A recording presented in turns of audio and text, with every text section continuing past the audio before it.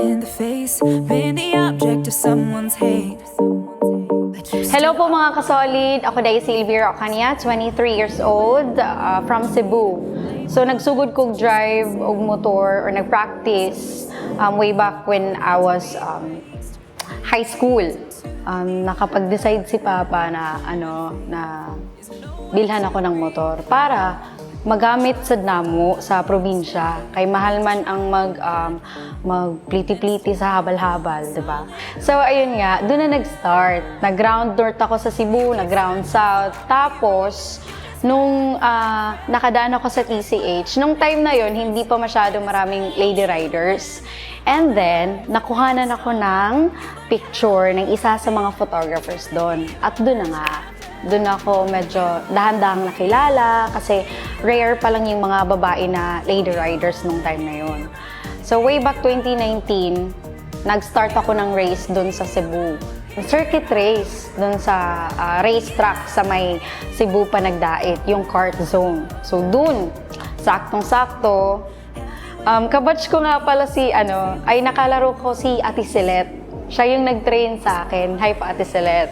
Thankful ako sa kanya kasi tinuruan niya ako yung mga basic lang, ganon. Hanggang sa nagpursige, doon na nag-start, nakilala, tapos maraming naging kaibigan.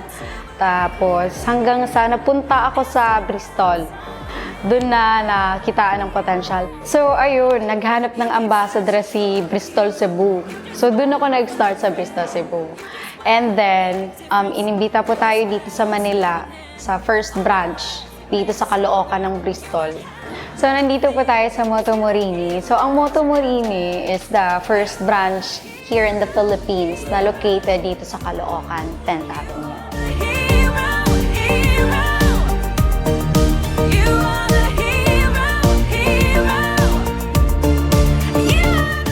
I started vlog nung 2021 na.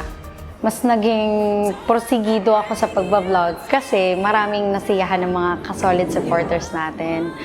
Gusto nila yung the way na yung pagbablog ko, na-inspired sila sa akin kasi I'm working and studying at the same time.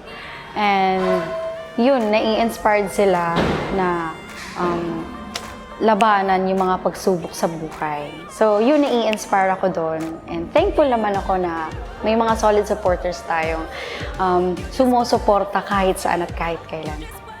Yung style ng pagbablog ko, yung parang hindi ako nagpo-focus sa isang content. So, kahit anong content na gusto kong gawin, as long as nakakapagpasaya or nakakapagpa-inspire tayo ng mga solid supporters natin, kahit ano, yun lang. Naging experience ko naman sa Bristol is sobrang thankful din po ako kay Ma'am Ali for supporting me. Hindi siya pressured, masaya lang, family, yung susuportahan ka. And then yung mga motor nila, sobrang gandang dalhin, binibigay talaga yung speed na gusto mo. And then sakto, magaan ako. Then, magagaan din po yung mga motor ng Bristol. So, bagay kami. So, tuwing dinadala ko yun, kinikilig ako. Sarap talaga dalhin ng Bristol. Bumisita po kayo sa iba't ibang branch natin, especially dyan sa Cebu.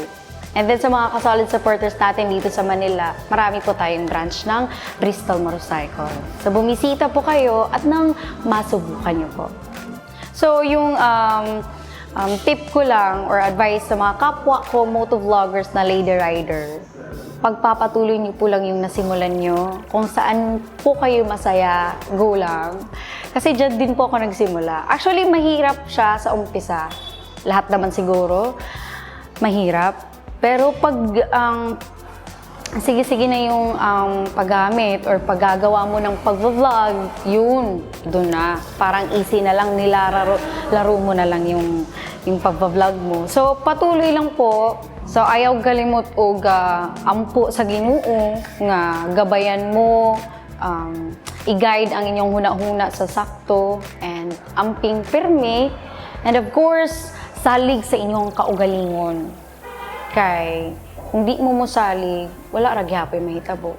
Pray and trust your skills. Yun lang. para masaya lang. Yun lang kasi yung ginagawa ko sa sarili ko. Hindi ko pinipressure para makamit ko yan. Actually, step by step yan eh. Hindi agad makukuha. So, step by step yan. So, laban lang, tsaka magpursige. Yun lang po. Muli, ako po si Elvira Ocaña, ang Bristol Motorcycle Ambassadress para sa All About Wheels Manila.